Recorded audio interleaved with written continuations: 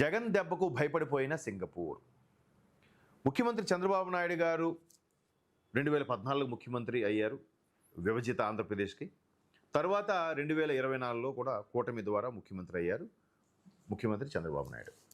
అయితే ఏదైతే అమరావతిని వైకాపా ప్రభుత్వం భ్రష్టు పట్టించిందో దాన్ని మరలా పునరుద్ధరణకు భాగంగా ఈయన, అలాగే ఐటీ మంత్రి లోకేష్ గారు, అలాగే డిప్యూటీ సీఎం పవన్ కళ్యాణ్ వీళ్ళు నానా హైరాణ, నానా ఇబ్బందులు పడుతూ ఎక్కడికి వెళ్ళినా కూడా అక్కడ ప్రవాస భారతీయులతో మీటింగ్లు ఏర్పరచుకుంటూ, బాబు మీరు ఏ కంపెనీలు చేస్తున్నారు, మీ కంపెనీ తరగ బ్రాంచ్ ఇక్కడ పెట్టండి, ఏదో ఒక ఉద్యోగ అవకాశం కల్పించండి, బతిమాలుకుంటూ బామాలుకుంటూ తీసుకొస్తుంటే వీళ్ళు గతంలో వైకాపాకు సంబంధించి కొంతమంది ప్రబుద్ధులు ఆకాశరామన్ ఉత్తరాలు కూడా రాశారట.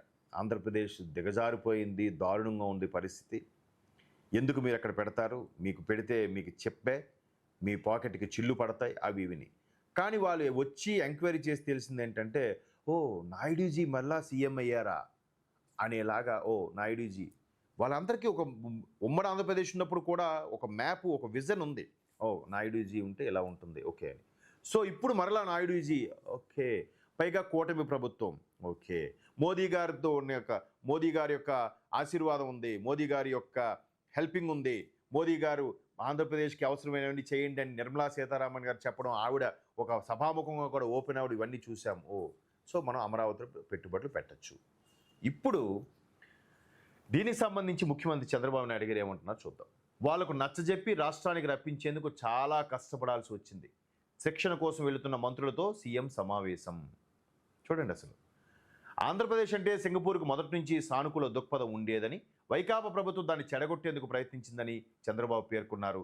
రాజధాని అమరావతిలో స్టార్టప్ ఏరియా అభివృద్ధి ప్రాజెక్టు చేపట్టిన సింగపూర్ సంస్థల్ని అప్పటి సీఎం జగన్ తీవ్ర వేధింపులకు గురి చేసి వెళ్ళగొట్టారని, దాంతో వాళ్ళు కూటమి ప్రభుత్వం ఏర్పడ్డా కూడా ఆంధ్రప్రదేశ్కి రావాలంటే భయపడిపోయారని చెప్పారు.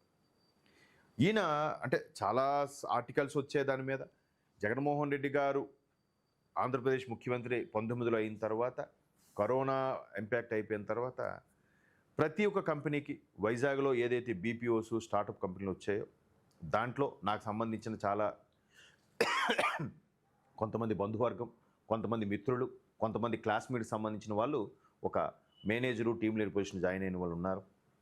ఒక చిన్న చిన్న బిల్డింగ్లో, అపార్ట్మెంట్స్లో ఆఫీసులు పెట్టుకొని స్టార్ట్ చేసిన వీళ్ళు ఎప్పుడైతే ఈ మహానుభావుడు వచ్చాడో, బాబు ఎవరు జగన్మోహన్ రెడ్డి గారు వచ్చిన తర్వాత మీరు 2014 తర్వాత చంద్రబాబు నాయుడు గారు హయాంలో మీ కంపెనీ వచ్చిందా, ప్లీజ్ వెళ్ళిపోండి, లేదా ఉండాలనుకుంటే మీరు పేరు మార్చుకొని జగన్మోహన్ రెడ్డి గారు ఈ కంపెనీ తీసుకొచ్చారని చెప్పేలా ఉంటే ఉండండి, లేదంటే పెట్టి బేడా సర్దుకోండి అంటే చాలా చాలా వెళ్ళిపోయేలాగా.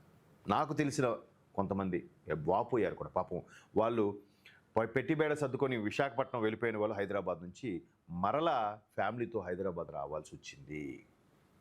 2016లో 17లో వెళ్ళిపోయిన వాళ్ళు కరోనా తర్వాత ఆ లాక్డౌన్ అయిపోయాక 2021 తర్వాత మరలా ఫ్యామిలీతో పొట్ట చేతి పట్టుకొని హైదరాబాద్ రావాల్సిన పరిస్థితి వచ్చింది. ఇంకొంతమంది విసిగిపోయి చిన్న చిత్తగా బిజినెస్లు, వ్యవసాయ వాటిలోకి వెళ్ళిపోయారు అనుకోండి. అంటే నాకు తెలిసి ఎగ్జాంపుల్స్ చాలా ఉన్నాయి. సో అలా చేసిన తర్వాత ఎవడే వచ్చినా, సింగపూర్ని స్టార్టప్ కంపెనీ వచ్చినా వెళ్ళిపోండి. ఈ ప్రభుత్వమే ఇలాగ ఓదరకుట్టి భయపెట్టేస్తే ఇంకేం చేస్తారు. ఇప్పుడు మరలా సింగపూర్ నుంచి వాళ్ళని రప్పించుకోవడానికి చాలా కష్టపడాల్సి వచ్చిందంట, రిక్వెస్ట్ చేశారంట. ఇకపై మీకు అలా జరగదు, మీకు బాబు నువ్వు ఓకే, ఇప్పుడు నువ్వు 5 ఏళ్ళు ఉండవు, నెక్స్ట్ పొరపాటున కర్మకాలి ఎవడైనా వస్తే మా పరిస్థితి ఏంటి. ఎందుకంటే ఆల్రెడీ చెప్తున్నారుగా 29లో నేనే అంటే పగటికల్లా కంటూనే ఉన్నారుగా. ఒకవేళ ఆ వార్త వాళ్ళకి చేరిందేమో, అందుకు భయపడి అమ్మో పొరపాటున ఒక 0.5% ఆలోచిద్దాం, అంత ఛాన్స్ లేదు, వస్తే